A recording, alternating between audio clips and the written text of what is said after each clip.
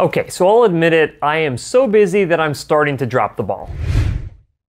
Hey guys, welcome back to the DrCliffAuD vlog. This is vlog number 221, and today I want to bring you guys up to speed with what I've been up to over the past couple of weeks since I released my last vlog. Now, for those of you out there who watch my vlog every week, you would have noticed that I did not post a vlog last week, and there's a good excuse for that. But nevertheless, if you like these vlogs, make sure that you click the thumbs up button to let me know that you like them, and if you are not yet subscribed to the channel, go ahead and do that as well. It is greatly appreciated.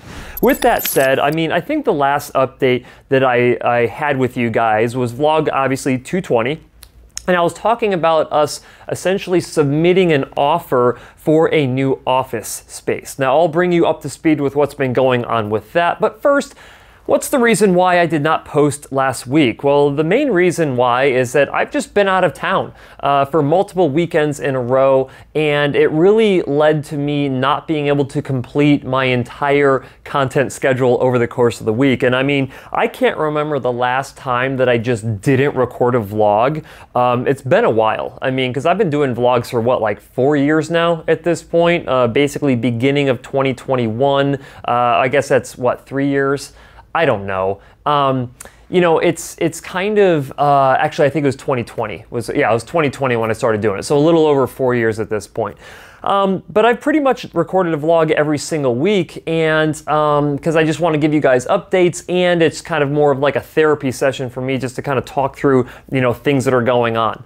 Nevertheless, you know, a couple weeks ago, I ended up traveling out of town to California to speak to the hearing healthcare practitioners of California.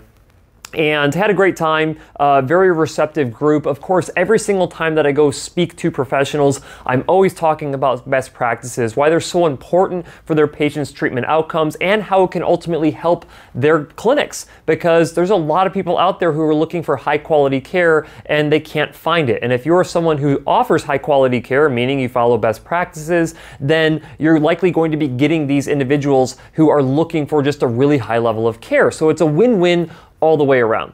But, you know, ended up going out to Sonoma, California, had some wine while I was out there. Not a huge wine guy, but it was good nonetheless. The group was very welcoming, had a ton of great feedback after my talks. So just really, really grateful to have that opportunity to go and speak to that group. If a little bit behind the scenes here, right when COVID started, they had me already scheduled to come out there to talk 4 years ago. And it didn't happen, obviously, because of COVID, but I did present virtually to them, and it was like, I don't know, 3 hours worth of presenting virtually, which was absolutely miserable. And I was like, you know, I'm just not going to be presenting a whole lot virtually anymore, because it's not quite fun to do. I just don't enjoy it. I'd much rather be somewhere in person. So it was nice to finally get in and give a personal, like in-person talk to that group. And there were several individuals who were there for the in-person meeting here a few weeks ago that were also there for the virtual meeting 4 years ago, and they said that the in-person was substantially better. Now, whether I've become a better public speaker in that 4 years, that's probably part of the case, but also just having that human dynamic where you're actually in front of somebody in person is just a lot easier to deliver more information, more value, more energy. It's just better. But after that, ended up going away this past weekend, and I had to leave on like Thursday morning, so I didn't have time to record a vlog this past week to go out on Sunday, last Sunday at this point.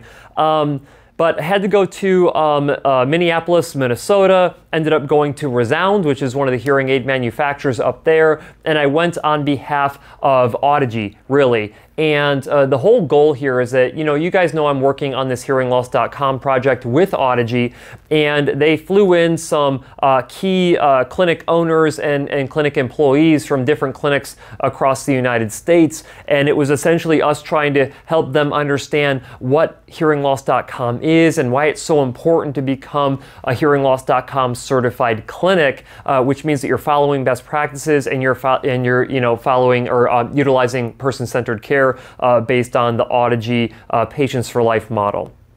And I think that it went over well. It was kind of tough because I flew out Thursday morning, ended up getting there. I was actually, coincidentally, flew right next to my buddy Mason Walker, who is essentially the CEO of Audigy, but we booked our flights completely separately and we ended up sitting right next to each other on the plane. So that was kind of fun, but I didn't actually get any work done on that flight because we ended up talking the whole time, but you could argue that that's work anyway, but regardless, didn't have a whole lot of time to work there. Once we got in on Thursday afternoon, I was able to work for a couple hours in the hotel, and then we went out for dinner Thursday night there at the hotel after our little meetup with the Resound staff and other people who had flown in. And then on first thing Friday morning, we get up early, go over, and then we have a morning of talks. And so I gave it was only like a half-hour talk, ended up going over pretty well. There was a couple other really good talks there. And again, just trying to encourage these providers to essentially join us in this mission of hearingloss.com so we can spread really high-quality information and essentially turn that website into like the Mayo Clinic website, right? Or the WebMD for hearing specifically. And I think that we're making a lot of strides to being able to accomplish that over the course of the past several months, over really a year at this point, a year plus at this point. So coming a long way with that is basically what I want to say. But over the course of the time that I was out of town, we had a lot of movement on back and forth with a offer that we made on the commercial office space in North Scottsdale.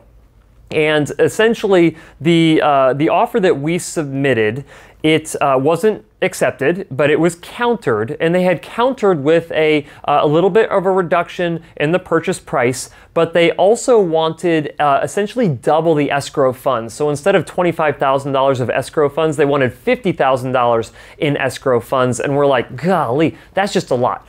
They also wanted to shorten up the essentially the contingency period where we're doing our due diligence as well as making sure that we secure financing. Now we did get pre-approved for the financing amount, so getting financed shouldn't be much of an issue, but we wanted essentially a 60-day window before closing, and they wanted to go down to like a 40 or 45-day window, and we're like, we would really feel more comfortable with that additional 2 weeks, especially since we've already kind of gone through this before with the purchase of our current clinic location. It just takes longer than what you think that it would. And you're really at the mercy of the banks and the loan officers and all of that. I feel like we have a good one. We're actually going a different route. We are not going what do they call it? Oh boy. I didn't think this through beforehand. We are not going like the FHA route or the kind of like the government route. We are going private completely, and that should expedite the entire process of this in terms of getting a loan. But the interest rates are extremely high. We're going to be paying over 8% for our interest rate there, where our interest rate, at our current clinic location is around 3% or less. It might even be closer to 2% if I'm thinking about it. We essentially have the building portion of it paid off, but we have the build out portion of the loan that we're still working on. But nevertheless, we basically were like, you know what, we'll go up $25,000 in our offer price, but we are not going to agree to a higher escrow amount. We are not going to agree to a shortened term of contingency. And we submitted that back to them. And you know what? It took them that was Thursday that I think we technically gave that back to them. And they didn't basically respond to us. That's a lie. My timing is probably off. We essentially submitted that to them on Monday, and by Thursday, we had still not heard anything back. And we didn't actually get any word back until Friday, and that was only after our realtor said that, hey, they emailed us and said that there's another potential group that's going to be putting in an offer on the clinic location. So we're like, great. We ended up waiting too long. We're in a competition now for this space. And anytime that you're in a competition, the price ends up going up or the terms get worse for you. And we're like, well, this is stupid. So I basically said, you know what? 48 hours. You need to counter us in 48 hours or we are completely removing our offer from the table. And wouldn't you know that within 24 hours of us saying that, they came back with a counter offer to us, and they said it was their best and final. And basically, they're getting us to pay an additional $25,000 on top of the $25,000 that we had already offered as an increase. They wanted $50,000, but we don't have to pay the $50,000 escrow until after we've completed the due diligence period. So we have to pay $25,000 up front, another $25,000 after the 30-day due diligence period is over. And then after that, we have 50 days in total to close from when we open escrow. So, I mean, it's not the exact terms that we wanted. It's not at the price that we wanted. But when you think about it, it's going to be an extra with this interest rate from our original offer. It's going to be an extra $400 to $500 a month in our mortgage, essentially, for this place, and it'll be rather hefty. I think this will be the most expensive thing that I've ever purchased in my life, and I just hope that us being able to go in there and start operations, which will probably be a good 5-6 months from now, hopefully we make enough money there to where we can cover the costs of everything. I think that we'll be good. We've run a lot of different financial models to determine, like, is it going to make sense to get this big of a space and have this big of a mortgage, essentially. But we ran numbers a couple different ways, both on the purchasing side as well as the repayment side, and we should be okay. I think that there's relatively low risk in that, honestly. But, you know, the market, you know, it's not a great market right now. I mean, the economy is not great right now. Is that having an impact on people treating their hearing loss? I don't think so. Treating hearing loss is relatively inelastic, meaning that, you know, people's demand for hearing treatment does not go up and down based on what's happening economically. People want to hear, they want to hear all the time. So if they want to hear, they're going to go out and they're going to do hearing treatment. So I think that we're going to be somewhat protected there. And there is essentially a new business concept that we are going to be launching here really soon, that we will be transitioning into that new space. I'm not going to share with you guys what that is yet until we formally have developed it.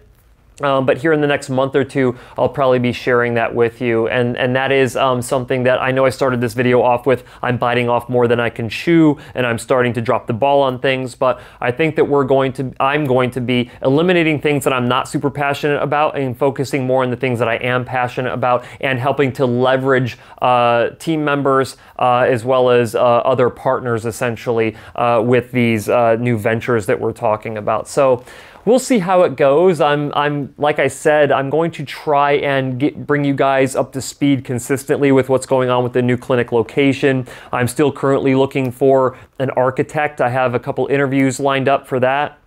I think that we essentially have an agreement that I'll be signing off on, or that as of you watching this, I would have signed off on this past Monday, to essentially start the due diligence period, which is where I can take people into the space, you know, general contractors, architects, so on and so forth, to essentially identify how we want to manipulate the space. But it's going to take some time to get all that stuff done. But I think that the core structure in the video that I showed you guys 2 weeks ago is really good. I don't think that we're going to have to make a ton of changes to the space, and there's already a lot of functional space inside of there as well. We just got to fix up the non-functional space, the areas that aren't really built into offices. We really need offices for the type of work that we do because of HIPAA and all of that. We can't really have a whole lot of open space in there.